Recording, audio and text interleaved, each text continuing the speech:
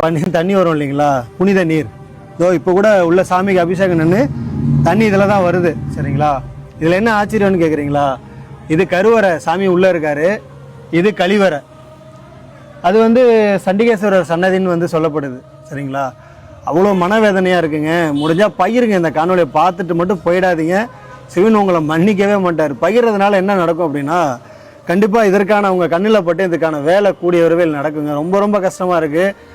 இன்னமும் உள்ள பூஜைகள் நடக்குது. ஒரு வேளை பூஜை அச்சாரன் சேலம் நடந்துக்கிட்டு இருக்கு. அவங்களும் 4 வருடத்துக்கு முன்னாடி பல முயற்சிகள் எடுத்திருக்கிறாங்க இந்த இடத்துல கோவிலோட நிலங்களை மீட்கிறதுக்கு. ஆனாலும் ஏதோ ஒரு காரணத்தினால முடியாமல் போயிருக்கு.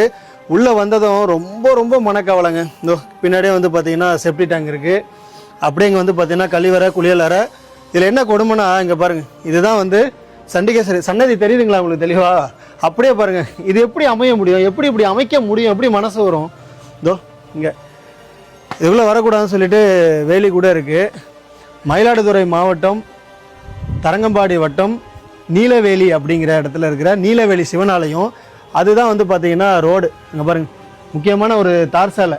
கும்பகோணத்துலேருந்து தரங்கம்பாடி போகிற முக்கியமான தார் சாலையில் இருக்கிற முக்கியமான சோமநாதர் ஆலயம். தயவு செஞ்சு மீட்டு எடுக்கணும்னா பகிருங்க. நன்றி. பார்த்துட்டு மட்டும் போயிடாதீங்க. சிவன் உங்களை மன்னிக்கவே மாட்டார்.